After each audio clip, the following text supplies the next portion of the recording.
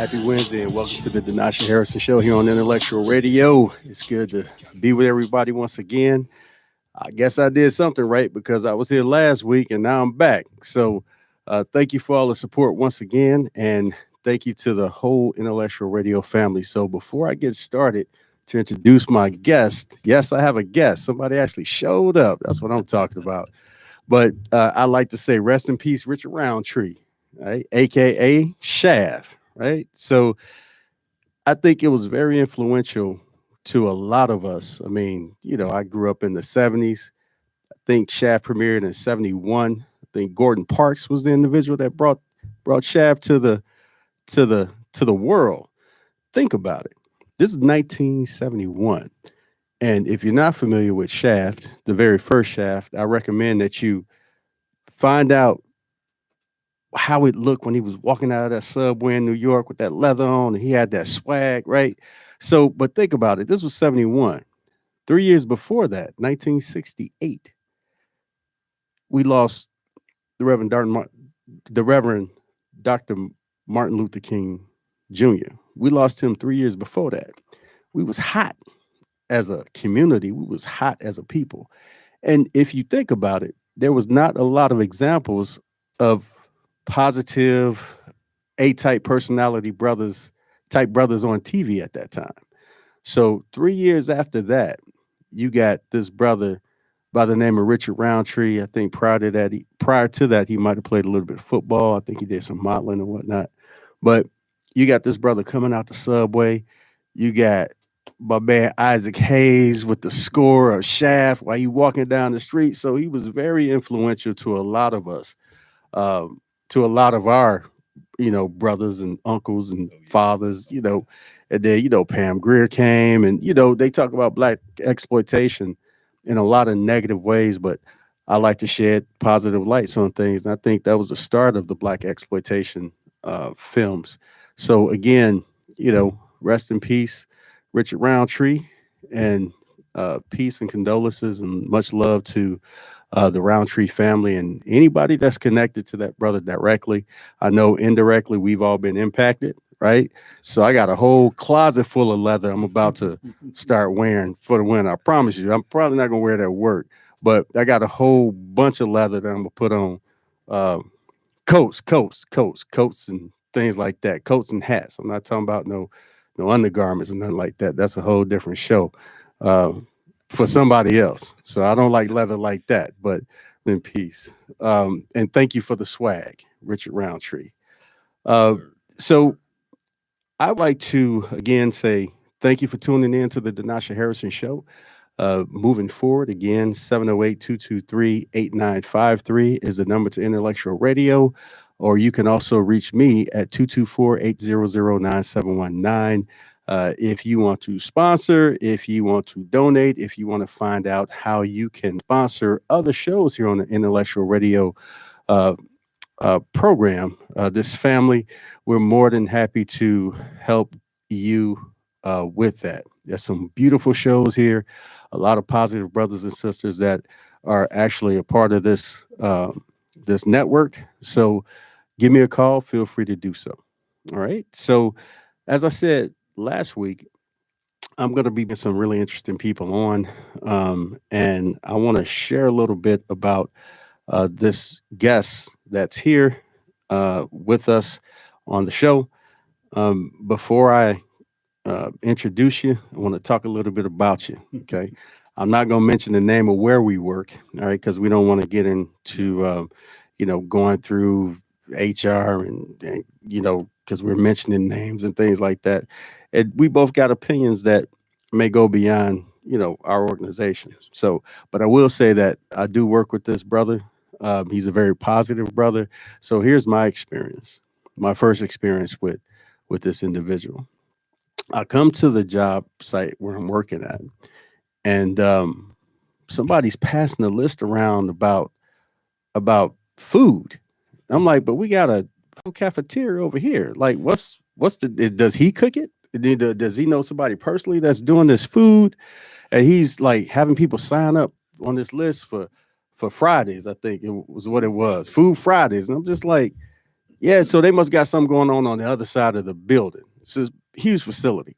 So, I looked into it. I'm like, okay, they got caterers coming from out all around and things like that. So I'm like, okay, is it about the food or is it about giving people the opportunity and the platform to grow their businesses? So as I got to know the brother, spoke with him, talked to him, very positive individual, somebody who's been very influential uh, to me at the job. I think I've been there over 4 years now.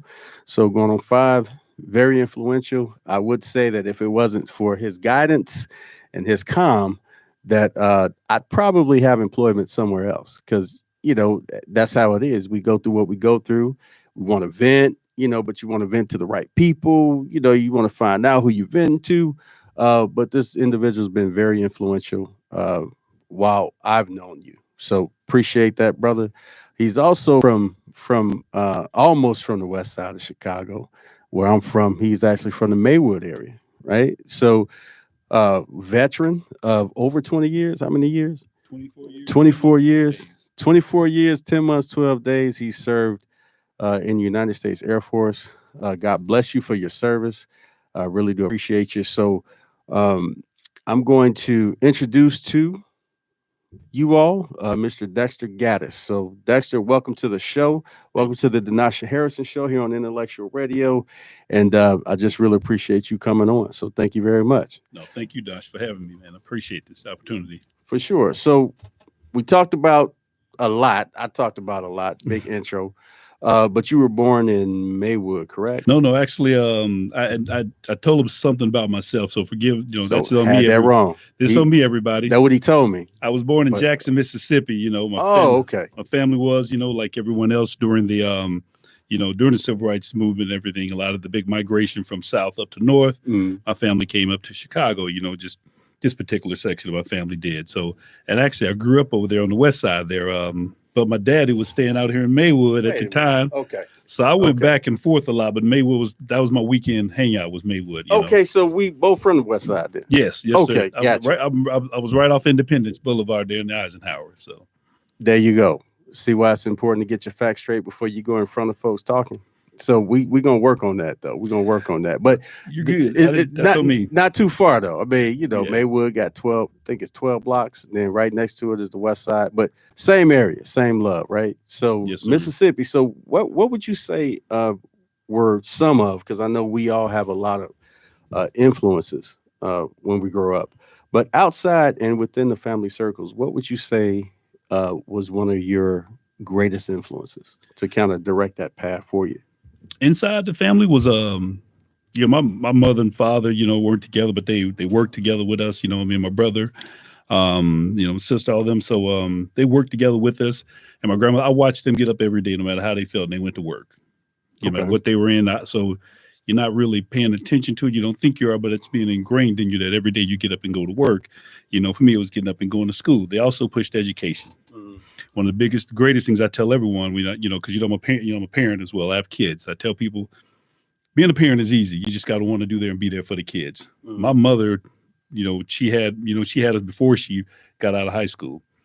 And when I was 11 years old, my mother went back and got her high school diploma. She depended on me to help her with her math work and everything like that. I didn't feel like that was a slight towards her. I felt proud that she was actually getting back in it and saying, hey, I'm going to get this done. So my parents were big because when I went to kindergarten, I could read the newspaper. Now, keep in mind, my mother wasn't very highly educated, but she sat down with me every day. She read the newspaper. And I'd say, hey, Mom, what does that word mean? She goes, well, get the dictionary. Let's look it up. And we went through and we would go through the newspaper. And that's how I kind of started getting involved and really figuring out what was going on in the world. And that led me to one of my outside influences, Dr. Martin Luther King Jr. Very influential in my life and everything, his presence there, what he did. Of course, I was born in 1966. He died 2 years later. So I never get a chance to see him, but just reading, following him, just learning about him, it led me to a lot of things. And it wasn't there completely, but it was finally sinking in. And so being and that they said I was smart in school. And at the time, for those that don't know, special ed back then wasn't what special education is now. Okay, break that down to us, and then after you do that, I am going to really share with the people why you're here today. Okay, so I was I was I was real smart. I got all perfect grades and everything.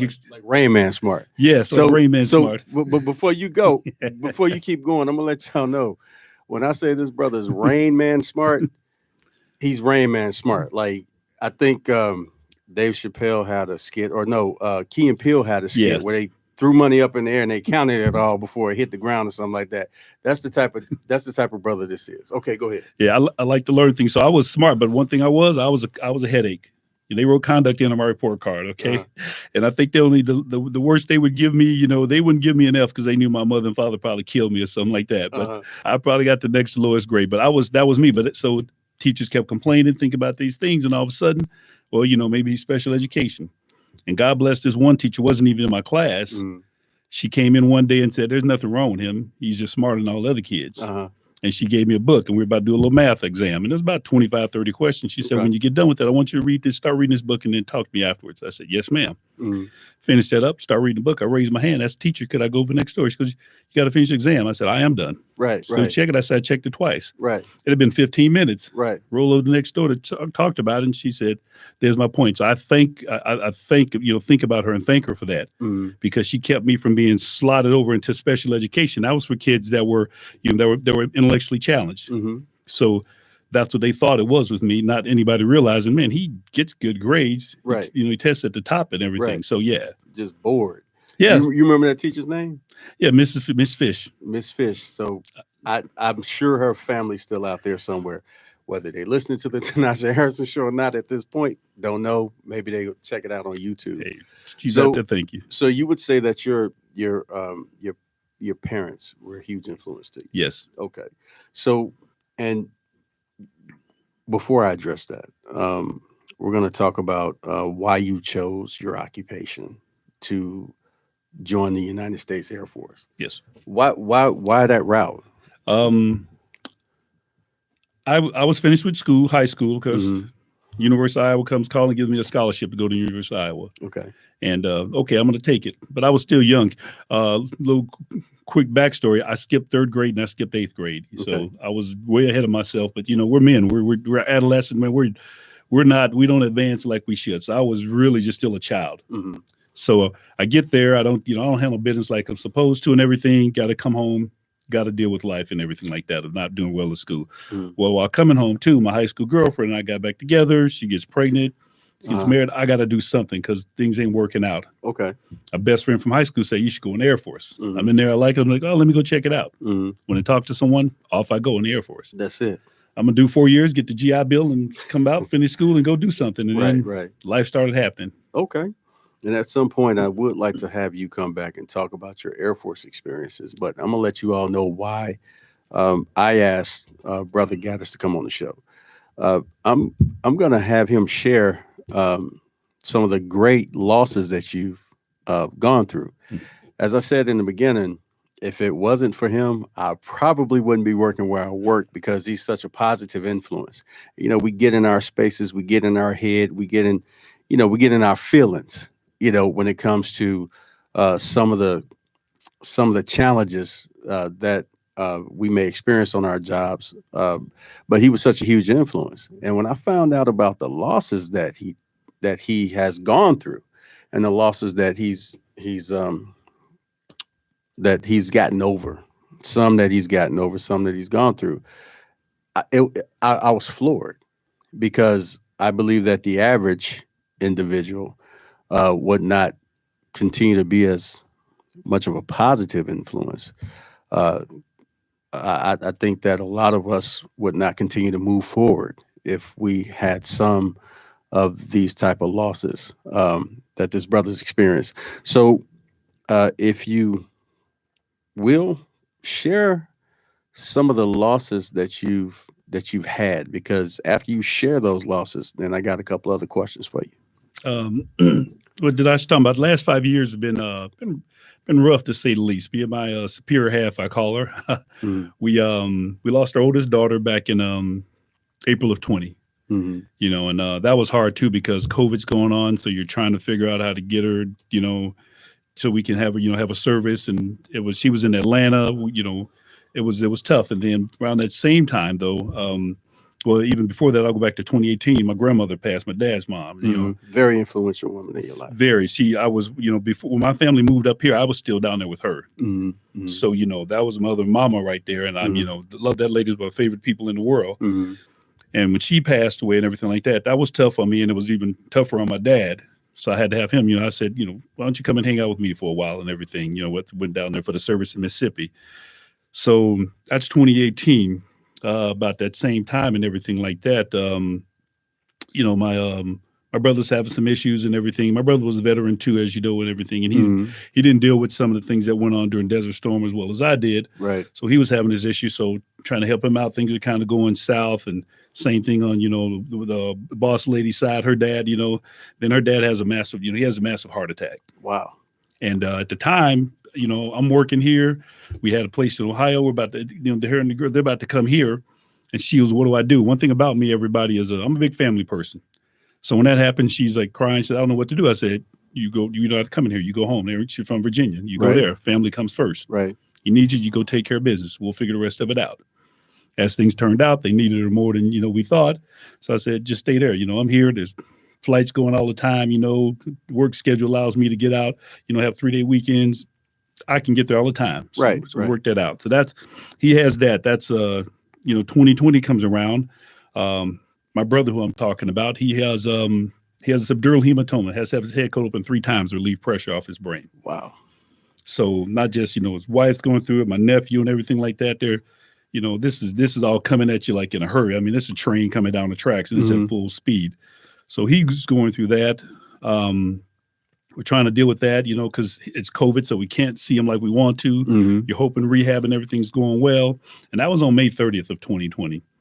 And this is basically, a month and 7 days after my oldest daughter had passed. Wow. Fast forward to July 25th of that year, and my wife's stepdad passes away. Wow. Real good man. Love that man. He always treated me right, and it was a big, here comes that train again. So still trying to work through all this. And it's like, man, what the heck?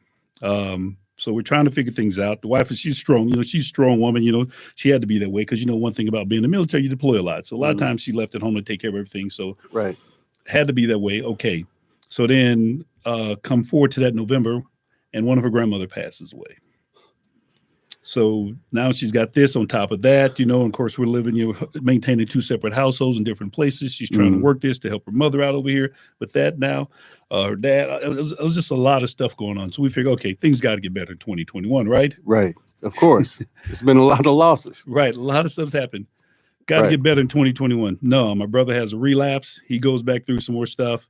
Almost a year to the day, her other grandmother passes away.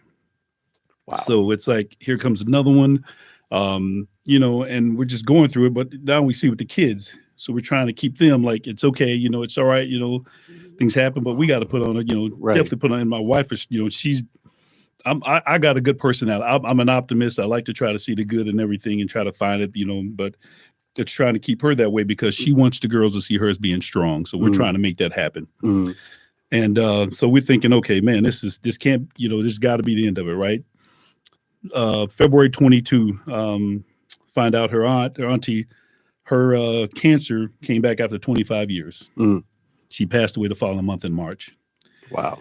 And the lady was amazing, was funny as heck and everything. She could not believe how much old music I like, because she was all about Diana Ross and the Supremes, old R&B was her thing, man. That was her jam. Right. So it was like, it was like, now what and everything. And about a month, maybe a few weeks later, my brother goes in hospital. They have to put him in a coma. He has bilateral pneumonia. He passed away on April 24th of that year of 2022. And so the hits keep coming. Right. Not even time to grieve. No. It's like from one to the next. It's always compounded. I'm thinking, there's, normal's out there somewhere. I think they took it up on the International Space Station. I need to see if I can get somebody to bring it back down. Right. And so we're getting through the year. We're thinking, okay, we're trying to get back to normal. And we had some other family come in town. They were still out there. They were supposed to come in. And I said, hey, what time are you coming in? And she says, I'm not. I said, what? I said, what's wrong? This is a Labor Day weekend of that year, 2022. Her mother passed away unexpectedly. Wow. And God bless the mother. It's I don't know if we even got to that point where we're dealt with that yet, Right. because it just Right. happened so fast and so unexpectedly. It was just out of the blue. I mean, Right. it was seemed like everything was going to be normal, and hey, we're going to get there, Right. and here you are, and we're I don't know if we're going through the motions of what, but we were making it through, Hmm. and this year, as you know, just recently, about a month ago, my oldest sister passed away. Right.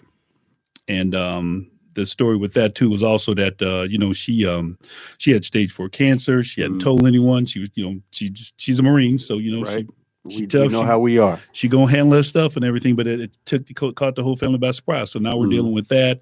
But through all of that, though, the one thing I always maintained was it's my problem, not everyone else's. Hmm. If I know that I know I can go talk to people, and I know there's people I can reach out to and deal For with that. sure. But I always, if I got to go to work, if I got to be out there, and I got to interact with people and everything like that. If I don't know you personally, feel like sharing, I'm gonna be me and everything. Like, hey, what's going on? How you doing?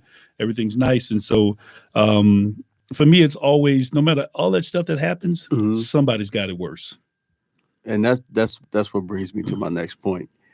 Out of all the things that you've been through, that you're going through, a lot of people would ask you, how is it that you continue to move forward? And me knowing you personally, I see you. It's not an act; it's who Right. you are. Yeah. And we have challenging jobs where Yes. we work. Yes, sir. Deadlines, things of that nature, and you got people who press sometimes. Yes. And so you have to pivot and try to handle some things in the way that they need to be handled. But how how do you, besides the fact that somebody's got it worse, and we talked about that the other day too, Yes. no matter what you're going through, somebody has it worse. And so what's one of the important things I believe is to figure out how you're going to stay healthy through what you're going through. Um, be that umbrella for the family when you're going through what you're going through. So besides knowing that somebody has it worse, besides, exercising your faith, Yes. what and if that's it, that's it. But what do you feel contributes to you continuing to be the person that you are, which is somebody that's positive, professional, helpful, open, ready to help on a dime? What would you contribute that to in spite of all the losses? Why didn't you just like lay back, lay down, don't get up the next morning? Why didn't you just waste away after all that loss? How do you keep going? Like I said, to me, this is just Dexter's thought. Is everybody there? Everybody out there is good. They have good in them. Mhm. Okay, they want to do good. They want to do the right thing. We know there's some exceptional few out there, sociopath types, whatever. They're just Mhm. that happen. But everybody wants to do good. They really do, and you just got to understand that that's what people are. But the one thing I don't do is I don't expect people to be me. Mhm. Okay, so when I encounter people and everything like that, um, for me, it's just okay. What do you have going on? Like you don't know if you don't know my story, that's okay. But you might have something that you think is the worst thing in the world. Okay. I just got in a car accident, where somebody scratched my car. It wasn't anything bad. It was just a little scrape. But to Mhm. you, to me, I look at it like try to keep everything in perspective and remember it's never that bad. And you got to keep trying. You got to keep, you got to keep getting up and fighting. I go back to, like I said, with Dr. King and my parents and my grandmother. They got up every day, no matter how Mhm. they felt. Mhm. Every day they got up no matter how they felt. Mhm. And they went to work and they worked hard and everything. And that's the one thing my father said, I don't care what you do, be it cleaning the toilet, be it digging the ditch, be it building a house, be it performing brain surgery. You do it better than everybody else. So you say you definitely have to push beyond your feelings sometimes. Sometimes, yeah, not very often. Sometimes. Not very often. Mhm. I'm good, how we talk about it. I'm good at compartmentalizing stuff. Mhm. I am. There's sometimes, like I go to the gym workout, I get on a bicycle, I go ride, Mhm. I can yell and scream all I want to. Yeah. Yeah. That's my time. I find ways of getting it out and everything. Right. Right. Um, so yeah, that's me. I mean, we got to find our ways of doing it. But the one thing I try to do is remember everything happens for a reason. Mhm. You don't necessarily have to understand it, but all people have to remember is one thing in life, and this is just me. Things are going to work out the way they're supposed to, Mhm. and the majority of the time, it's not the way we want them to. Okay. Say that. Say that again. Things are going to work out the way they're supposed to. And Okay. the majority of the time, it's not the way we want them to because that's just how it is. But we get so caught up and we think it's so terrible that this thing happened. Well, remember, this is the way it's supposed to be. Mm-hmm. And people said, "Oh, I always tell you the word control's a fallacy. People think you can't. That's right. You can barely control yourself. So how are you going to control anybody else and all the other things, all the other variables out there? So I don't live in that world of like these things, like I have control over that. No matter if I tell you to do this and I point you in that direction, it's going to happen. No, right. You gotta understand, expect, the pivot. Right. That's it right there. So that's my take on things. One guy told a friend of mine, he goes, "Man, that Dexter's so lucky he's in the Air Force. He says, things just work out for him." He goes, "You don't know him at all, do you?" Right. He said he'll tell you straight up, things gonna work out the way they're supposed to. Mm-hmm. Most of the majority of the time, it ain't the way you want it to. He says, when that happens, you just got to pivot with it. That's it. That's one of my pet words that I use because we do it a lot in our profession. Yes, sir. But we definitely learn through trial and error situations, circumstances that you have to be able to pivot. You have to be able to change direction. For those of you who don't know what pivot means, you have to be able to change direction most haste, depending on the situation or what you're going through. So I really appreciate you sharing such an intimate story on the show.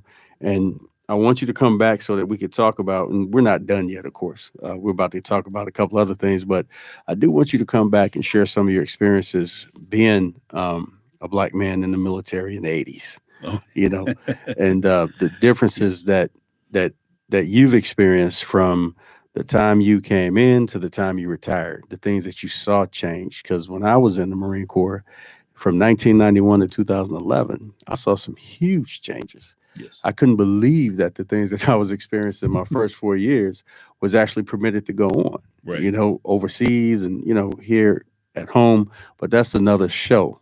And we'll get into that when you come back, should you come back. Yes. So, but thank you for sharing your story. I think that it's very important that people understand that no matter how bad you may have it, that somebody may have it worse. And it's a perspective thing, right? So it depends on how you look at your circumstance or situation, whatever it is for you, there is an opportunity for you to have a way out because everything is all about choices. You have to make that choice. And if you need help trying to figure out how to make that choice, there's a lot of resources that are out here for you to reach out to do so. And if you want to start trying to figure that out, then call 708-223-8953, 224-800-9719. And I guarantee you that we will point you in the right direction when it comes to different resources, especially when it comes to loss, family loss, hardship, mental health, things of that nature. So thank you for sharing that too, to the people, brother. So something a little bit lighter. Okay. All right. We're not going to go back to how much you love food. I think we could talk about that maybe a little bit later too. I've never met a person of recent that loves food as much as this brother does. But again, and we both are delinquent on that gym, brother. We both are delinquent on that gym. We got a gym at work. We ain't got no excuse at all. So gotta walk past it to leave and go out to the leaving place. We got to walk past it every time we leave. So I think right now I'm putting on the table, and again, this is going on YouTube, so it's going to be out there forever. Right now, I'm putting it on the table that I'm going to put out a friendly challenge to my brother Dexter. That, you know what, I won't even call it a challenge. It's an invitation. I'm gonna put out an invitation to my brother that both of us need to get back in the gym, and our health is our wealth, right? Absolutely. So we need to get back to jacking them weights. Tell me, what is it that you, well, I'm not gonna put it in that form because there's a lot of things that we love about a lot of things. Right. But what's some of the most influential things that you love about the city, and why do you feel so connected to Chicago? Knowing now that you're from the West Side and not Maywood, knowing now that your folk from Mississippi area, because we got people from Tupelo and Columbus, Mississippi, so we right there on that Mississippi border. You're up there. We right north. You're a little deeper south, so it's a little hotter down there. A little bit. So what connects you to Chicago? If you ask me right away, I'm gonna tell you it's sports teams. My family's big in sports. They got me into it. I got pulled in 200%, man. I live and die with Chicago teams. Yeah, it's painful. It is. It is. 1985. It's hard being a Chicago fan. Chicago Bears. That's You about know, it. I started watching the Cubs, you know, because my daddy, you know, I had one of them daddies. No matter what you watching, he come in, he turned into TV. Okay, just the way it was. He walk in, turn TV. He's like, it's either sports or westerns. Mm-hmm. So you know, I know all them old westerns and stuff. But he would come in, turn to the Cubs. I started watching the Cubs. Hey, in 2016, hey man, he cried for me. He's not a Cubs fan, not a Chicago sports fan. He's a Dodgers fan because of Jackie Robinson. Y'all don't know that? Go read some and get yourself educated on that. But that's another show, right? That's a lot of black folks. You know, they were Dodger fans because Jackie Robinson breaking through and everything. So, but he cried for me because he knew how much I love the Cubs and everything, and how much I followed them and just live and died with them. So that is my connection, because when I grew up, those teams represented the city. You know, hardworking city. You know, they said, you know, city, you know, blue collar workers. You know.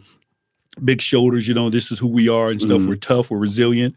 You know, we get through things. So that, you know, and then the food here, you know, I know we don't get, but there's signature food here. You know, I go other places, man, you don't find that. And I've been all over the world, as you know, and stuff. I've been lucky enough to visit a whole bunch of countries and stuff. So that's one thing where I can say, you know, being from here, you can go to other places that, you know, they identify with that food. But our sports in here, that's the one thing, you know, you know, Chicago, like you can see, I'll challenge everybody. Just think about this for a second. You can go places to see skylines and things like that. Sure. Do you know it's New York? Do you know it's, you know, whatever other city or something like that? You see Chicago skyline, you know it. Oh, you already know. You know right away. Yeah. It's just, this is it right here. That thing there. That's what gets it there. And you know, just growing up here, man, I had so much fun. You know, these are all the things that, you know, when I tell people, I talk about Chicago, I must have been telling them, no, man, it was great. Yeah. You know, I didn't know we were poor. You know, I just knew I had a good time growing up in Chicago. I did all sorts of stuff, did dumb stuff, you know, too. But you could do everything here. That was always here. And that's what, you know, we'll get into that. Maybe that's some of the stuff that I think is fading and missing and everything that we have for kids. So when you talk about the skyline, right, and we've both been fortunate to travel all over the world. But there's a difference about Chicago. I always tell people who are from big cities like Chicago, or who have never been to a huge city before, that Chicago is a representation of just enough, right? Just enough. So shout out to all my New Yorkers and everything. But man, y'all got a lot going on with Manhattan, the skyline, the buildings. It's dark every time you go. 12 o'clock noon, you think it's like 8 at night, because the buildings just dwarf the sun in New York. So, that's but you know, New York is so densely populated. And I tell people, if you've never been to Chicago, you want to come to Chicago, it's just enough. We have beaches in Chicago. We got beautiful skyline, you know, beautiful lake, you know, beautiful parks. And then the way our parks are engineered, right? Yes, sir. So Central Park, the park is in the center of the boroughs in the city. And I'm not picking on the New Yorkers, man. Don't be calling me about that life. I'm just doing a contrast. Okay. When it comes to Chicago parks, not only do you have a park system, you know, in the downtown area. If you go a little bit further west, you have a park system on before you get out of the city. And then if you go south, if you go north, there's parks that are, you know, no further than 10, 15 minutes away within the whole Chicagoland area. Yes, sir. So that's one thing that I love most about my city is the skyline. And of course, you did mention the food, right? Yes. So, and I promise you, we're going to get into how much of a foodie this dude is. But, you know, that's the same thing for us. You know, when I travel, I try to bring my folks something from Chicago. Yeah. My mother's a huge Lawrence Fisheries fan, you know, off of Canal. I think they opened up in 1950, and she was born in 1950. So she talked about how my great uncle used to drag her to Lawrence Fisheries on Canal Street. Now they're franchised. You know, me personally, I think there's only one Lawrence Fisheries that tastes can't get anywhere else but on Canal Street. Right. Yeah. And then, you know, we used to call it J-Town. You know, we don't want to be anti-Semitic, especially what's going on these days. But right over there, where you got Terry's, or you got Express Grill and Jim's, the originals. It's a little hard taking that type of food on a plane to your family. You know, it's, you know, it smells up the whole plane and everything. But, you know, time after time, you know, they're always asking, for me to bring something. So I just Yeah. stick with the Garrett's popcorn Yeah. because Yep. it's not that Exactly. messy to travel with. Yes, sir. But so we still got some time to talk about it. I said last week that I'm happy that we have the mayor that we have Hmm. from the area that he's from. Yeah. Not too big into his politics. Not sure what the future holds based on the agenda that he spoke about. Hmm. What are your views about our administration in Chicago? I like where they're going. They're not trying to go too fast. Okay. Right, they understand. You know how they say you got to eat the elephant one bite at a time. You're not Mhm. going to eat all. They're trying to do that because there's so much they were left with. And I don't know Mhm. if people understand that. If you don't, you should. You should really read and really dive into that and figure out what's going on. Because the thing about it is, they have a lot of issues to tackle. Mhm. Okay, and the one thing we got to tackle around here is having more money that comes in and it comes into the to the the areas that need it. Mhm. Okay, we know every area needed, but the areas that need it the most and everything. We talk about black and brown areas and stuff where we're struggling and the things we need because we want to get the kids going. I think they're trying to address that the right way, not trying to do it too fast though, because we all know people don't like change. Of Most course folks are not. most folks are resistant to change, but you can't just throw change at someone. You gotta sometimes you gotta slow roll it. Well, not only that, but people have to educate themselves on how to accept the change, Yes, right? yes, So a lot of people address the fruits, right. but they have to get down to the roots, Yep, right? absolutely. So, if I want ownership in my community when it comes to the food deserts, and I believe I discussed that last time too, Hmm. how do I prepare myself to to have buy-in with the things that can actually affect change in a positive way when it comes to our city? I like what you're saying right there because that's something we've talked about before. I think that's one thing the mayor's talking about, Mm-hmm. and even new police chief is like when they talk about community policing, people getting involved. Mm-hmm. Because y'all don't know anything else about me. I left Chicago in 1983. Okay, went to school, came back, left short there afterwards in 1986, and went off to Air Force. I didn't get back to the city living here to 2017. Mm-hmm. Okay, but I followed a lot that went on with it, and one thing I followed was that people got less involved in what was going on. Mm-hmm. We need to get back involved, and that's what the mayor's trying to talk to people about. Be Mm-hmm. involved in your neighborhoods, everything. One thing I hear when we talk about food, you go to Little Village, you go over here to Little Italy and everything. Go to Greek Town, this place. And I hit all these fests. I love all that stuff. Mm-hmm. What about our neighborhoods? What about the We South Austin area? right, we have great culture, we have great food, we have all that, but we don't take an interest in it like the other neighborhoods do. Mm-hmm. And that's the one thing I think the mayor's trying to talk about is everybody, not just those neighborhoods, everybody Mm-hmm. being being totally committed to your neighborhood, getting into it, understanding what makes it work and everything, because we understand we got crime and things we want to try to get under control. But Mhm. it takes us. Right. We can't just expect people to come out and say, you need to fix this and everything. I know we need to fix this, okay? Because we know where the stuff is going on.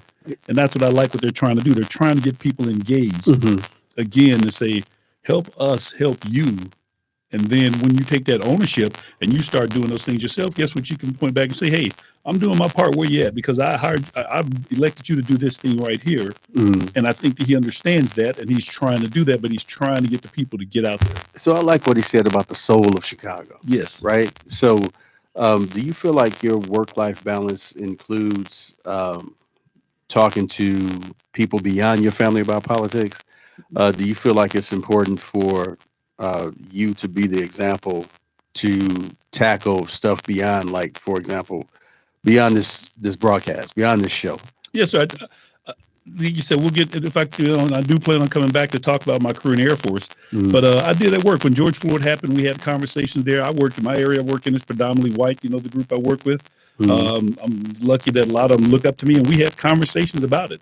And when I talked about it, I talked to them about, let's talk about these things. White culture is what I called it. And then somebody said, hey, don't correct me. Mhm. Okay, I'm making a point here and everything like that. I said, this is why we can't get past this stuff Mhm. because you want to call it something else. Mhm. I said, and I tell them, I said, because I'll let them know, hey, you might think it's bad, but, try being black in America and everything, or in the world for that matter, because it's Right. not just here. There's other places, as you and I know, Right. where things are just as bad. So I feel like I have to represent, because, the black people and everything, what I'm doing, because, I'm one of those who come up out of where I was. Mhm. Okay. But I don't want to ever forget. I don't want anybody to ever forget that either. Mhm. So when I talk to people about that, talking about politics and what it means and what you have to do to engage that, to say, what exactly are we trying to do? What are we trying to get at and everything like that? Dr. King taught me a lot about things about, there's an old teacher I had, everyone, Mr. Charles Street. God bless him. I love that man to death and everything. God rest his soul. He pulled me aside one day, and it's when I went to fifth grade. I was just crazy, just all over the place. He said, Mr. Gaddis, you have a very big brain. You need to learn how to use it. He gave me books written by books from Dr. King, books on Malcolm X, and books on Mahatma Gandhi. And it was all about the power of using your mind and how you can use your intellect to influence things. So I try to do that where I work at. I try to do that with people I meet, because I have people at work that they talk about Trump and everything like that, and the differences in Obama, and it's getting people to understand. I don't want to shut them up. Okay, people, let me explain some of y'all. And forgive me if I go off on this. Stop trying to cancel people trying to get their point, even if they don't agree with you. Okay, you don't want those people hiding in little pockets, whatever. You want to know who they are and where they are, because if you let them hide, that's how things sneak up on you. Right. You need to let them speak their voice, speak their mind. We're all guaranteed that. Okay, that's the one thing that's supposed to be able to happen. We know that as Black folks, we didn't have that right. That wasn't something we had. But I feel like we need to respect that from everybody. If ain't nobody doing that, hey, we got too many avenues now to put people on blast. Don't shut them up. For sure. But don't let them shut you up either. Well, I'd like to add to that you talked about the 60s and the 80s. Here we are in 2023. Yeah. Right? 23 still? Yeah, weird. Okay, 2023. There's still some things going on that are perpetuating racism and prejudices and different, racial violence and things. This stuff has not gone away. No. That's still prevalent. And because of that, we still have to do things, for example, like challenge one another to recognize our local heroes on a larger platform. Again, I talk about intellectual radio. There's other platforms out there. But this platform gives us an opportunity to recognize our local heroes on a larger platform. Before social media was out, there were some things that we were doing to try to recognize our heroes, and it was hard at that time to recognize people in our local communities for all the good that they did. It's different now. So when you feel like there's someone that you can go to bat for that's affecting change in a positive way, it's right around the corner from you. It's right in your hand in most cases. It's right in front of you. So I would like to encourage people to frequent recognizing those heroes, those local heroes. So good points made all the way around. And I would, again, like to have you come back and talk about the politics a little bit more. Because we have some interesting conversations. Yes. We probably have about 25 shows in the bag, just how we talk to each other. I like to say this in some form, most people should believe in something bigger than themselves. Yes. A lot of people talk about the religious platforms. Well, I grew up First Baptist. I grew up Second Baptist. I grew up Kojic. I grew whatever that is. I think what's important is that we recognize that most folks believe in things bigger than themselves, whether they say they do or they not, or they don't. They have customs and courtesies. They have, isms. They have different things that they go through. But I believe that even folks who call themselves non-believers or atheists or whatever you say, I believe that they actually believe in something bigger than themselves as well. And I think it's important for us to recognize that we don't shut up or attempt to shut up those who may differ from our philosophies, our opinions, even our facts. Because it's important for us to know where those people are, how they stand, where they stand. Because when we are trying to move forward to do positive things in our community, which we will, and we'll continue to highlight those things, to talk truth to power, we want to know who's actually lined up with us and who's actually lined up against us. And the only way that you can be able to do that is to communicate with those who might differ from you. So very important points. I'm glad we was able to make those points. I'd like to give a shout out to our sponsors before we end for the night. I'd like to give a shout out to myself the Nasha Harrison, here on the Nasha Harrison Show. Um, I am actually a concealed carries instructor for USCCA. So if you have any questions or concerns about the how tos, how do you get your FOID, your firearms identification card, because that's what we do here in Illinois, or how do you go about getting your concealed carry, you can give me a call at 224-800-9719. I'm not going to put that on Intellectual Radio for you to be calling them to talk to me about that type of stuff. Call me directly, and I'll be able to help move you forward in the process. A lot of people ask about felons. Well, what if I'm a felon? Can I get a FOID card or a concealed carry? Give me a call so we can have a conversation, because there's some things that you may have to do, um, to try to go through the whole process of being expunged and all these other things. But don't feel like you don't have a right to the knowledge of what it takes to protect your family, because the state of Illinois is saying you cannot uh, get this because of what you've done. Sometimes it's 20 years that you have to wait, but you have family members who didn't do the same things that you did. It's important that you educate not only yourself but your household on what your rights are when it comes to being able to actually defend yourself and defend your family. Law enforcement's here to serve and protect. I like that first word, serve. So it's not, you don't put the onus on them to be the primary responsibility to take care of business for you and your family. They should assist, serve, and protect. So that's just sponsorship, the Nasha Harrison Show. Um, I want to also make this point, and I think Brother Chairman Fred Hampton might want to come on and say a couple of things before we wrap. If he's available to do so, that'd be great. I saw him out there earlier, but I'd like to say this. Um, if if I approach you, just for example, uh, a lot of people say, "Hey, you know what?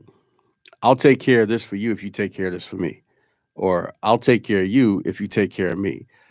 I would like for people to um, try to wrap their heads around a different concept. So, for example, instead of me saying, "I'll take care of you if you take care of me," let's look at it as, "I'll take care of me for you if you take care of you for me."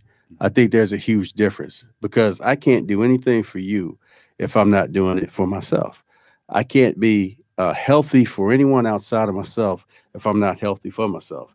And I think that becoming as unique as you can is the best thing that you can do for yourself and others who love you.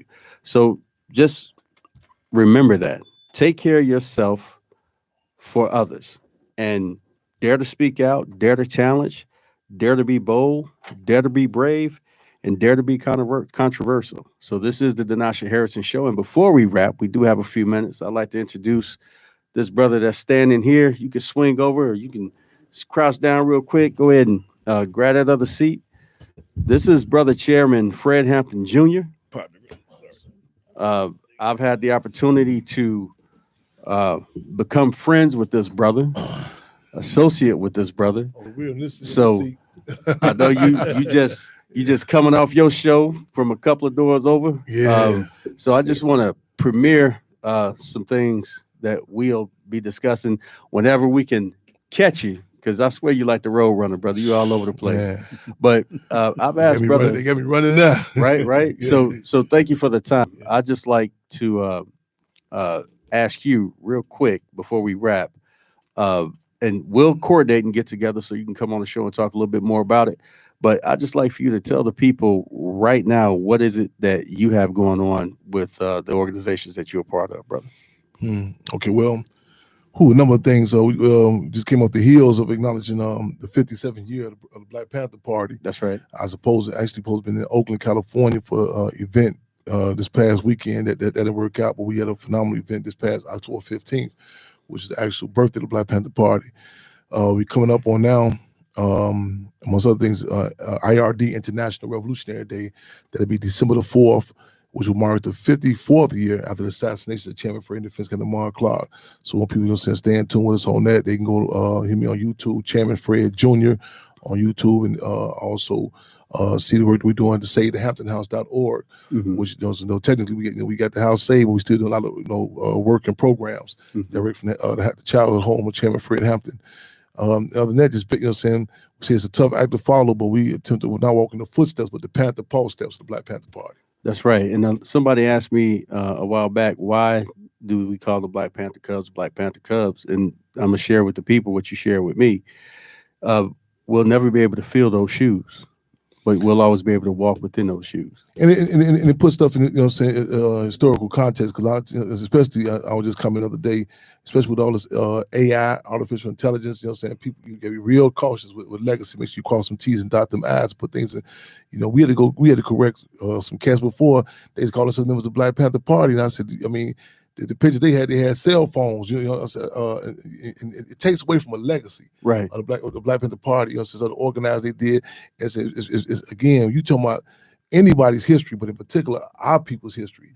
It's always the attempt to co-opt, to water it down, and we real respectful of other people's history. So that template, we put stuff in context of the time and different dynamics. So again, not to blemish that.